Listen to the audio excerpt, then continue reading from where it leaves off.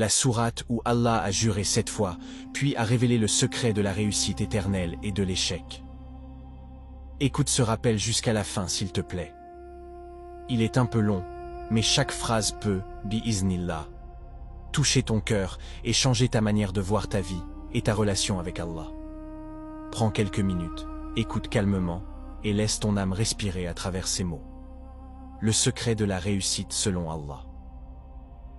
Dans la sourate Ash-Shams, Allah a juré 7 fois avant de nous révéler un secret immense. Par le soleil et sa clarté, par la lune quand elle le suit, par le jour quand trente il éclaire, par la nuit quand elle l'enveloppe, par le ciel et celui qui l'a construit, par la terre et celui qui l'a étendu, et par l'âme et celui qui l'a harmonieusement façonné. Puis Allah révèle le message clé, la conclusion de ses serments. A réussi, certes, celui qui la purifie, et a perdu, certes, celui qui la corrompt. Subhanallah. Quand Allah jure 7 fois avant de parler, c'est qu'il veut attirer ton attention. C'est comme s'il te disait « Écoute bien, car ce que je vais te dire va changer ta vie. » Et le secret de la réussite, ce n'est ni l'argent, ni la beauté, ni le pouvoir. C'est la purification de ton âme. Mais qu'est-ce que purifier son âme? C'est nettoyer ton cœur de tout ce qui t'éloigne d'Allah. La jalousie, l'orgueil, la rancune, la colère, l'amour excessif du monde, la paresse dans la prière, ou encore le désespoir. Purifier ton âme, c'est lui redonner sa lumière naturelle, celle qu'Allah a placée en toi dès ta création.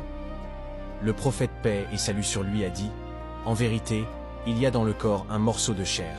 S'il est sain, tout le corps est sain, et s'il est corrompu, tout le corps est corrompu.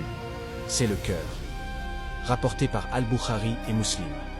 Et ce cœur, il s'assombrit à force de péché, de négligence, de paroles vaines, de musique, de regards interdits ou d'envies cachées. Mais chaque istighfar, chaque prière, chaque larme versée par regret, chaque bonne action le polit, le purifie et le ramène à sa lumière. Celui qui la corrompt. Allah dit aussi, et a perdu, certes, celui qui la corrompt.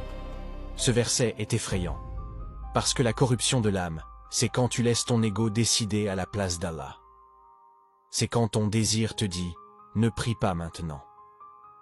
Quand ta colère te dit « Réponds-lui, venge-toi ». Quand ton orgueil te dit « Tu n'as pas besoin de te repentir ». Et petit à petit, sans t'en rendre compte, ton cœur devient dur. Tu entends les rappels, mais rien ne bouge en toi. Tu fais les péchés sans plus ressentir de gêne. C'est le signe que ton âme est malade.